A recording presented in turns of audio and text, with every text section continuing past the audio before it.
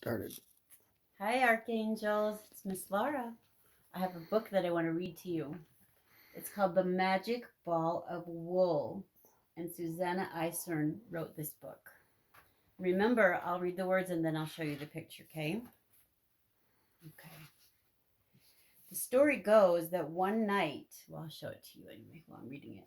In the forest near dawn, a large ball of wool appeared floating in the air. Light as a balloon, the ball of wool floated through the hedgehog's window. It was so quiet that when it got stuck on his prickles, the little creature didn't even stir. At sunrise, the spider on the doorknob, who woke up very early so that she could get her web ready, saw the mysterious ball of wool stuck on Hedgehog's back.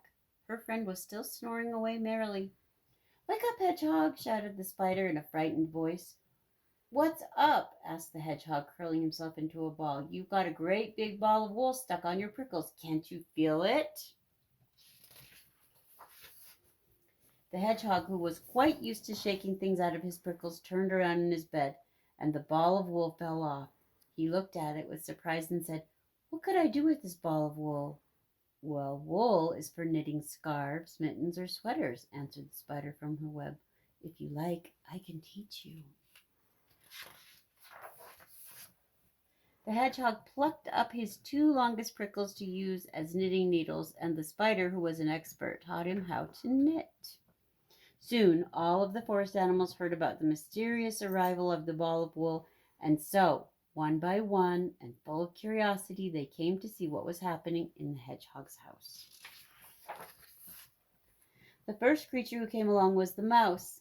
Seeing the hedgehog enthusiastically knitting away, he said, "Good morning, Hedgehog. I can see you and your ball of wool. Could you knit something for me?" "Of course I can," said the little mouse. "I can knit you a sweater." Clickety click, clickety click. Stitch here, stitch there. The hedgehog knitted a tiny sweater, but just as he finished, something magical happened. The wool sweater turned into a great big ball of cheese. The mouse was overjoyed. He loved cheese more than anything else in the world. Next visitor was Frog. Clickety click, clickety click. Stitch here and a stitch there. The hedgehog knitted some fancy mittens for the frog, but just as he was finished, something amazing happened. The woolen mittens turned into a gleaming mirror. The frog was delighted. She was very vain, and she always dreamed of having a mirror in which she could look at herself all day. Vain, what does that mean?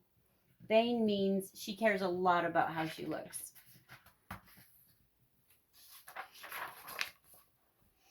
His next visitor was the bear. Clickety click, clickety click, stitch here, stitch there. The hedgehog knitted a great big balaclava, complete with a hole for his friend's snout, but the cap turned into a shell in which the bear could see the sea, could hear the sea. Ooh. Then along came Centipede. Clickety click, clickety click, a stitch here, a stitch there. This time the hedgehog patiently knitted 100 socks, which turned into 100 pairs of brightly colored castanets that entertained the centipede for hours. Castanets go click, click, click, click, click.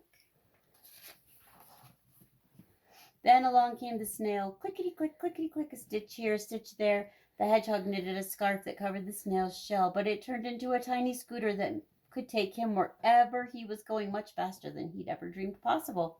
And so all the animals in the forest got whatever they wanted most in the world from the hedgehog and his magic ball of wool.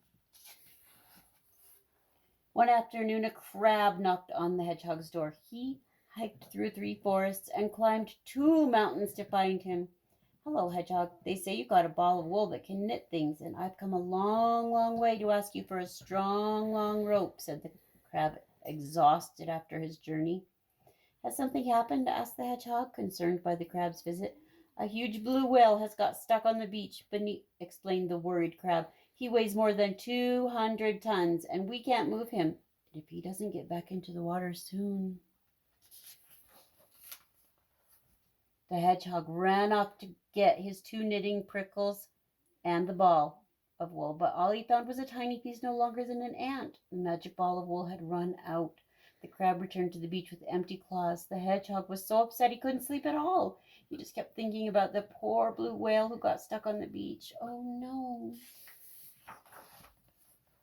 News traveled fast in the forest. It was carried on the wind, and with the birds and the bees, and in the same way the animals had found out about the arrival of the ball of wool, they immediately heard the sad story of the whale.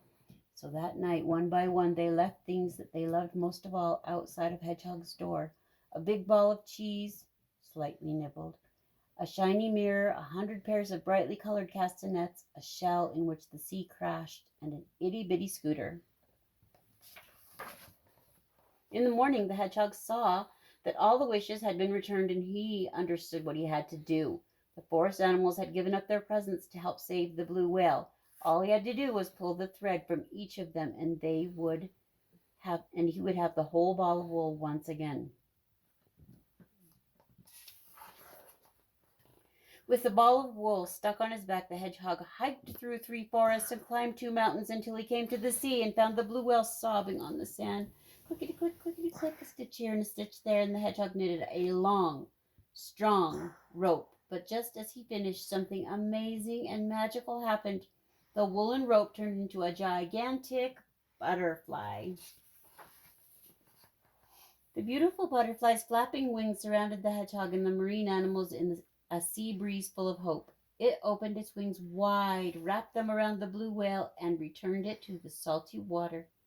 Each and every one of the creatures on the beach, in the water, and in the air who saw this amazing sight joined the forest animals in discovering that the ball of wool was truly magical. They say that late one night, close to dawn, an enormous magical ball of wool that had turned into a butterfly flew through the sky in the forest. Where it went, that's another mystery. The end. Now I'll show you, Molly. Stay right there. Come on, Molly. Come on. Let's say goodbye to you. Bye. Goodbye, Molly. Goodbye. See you.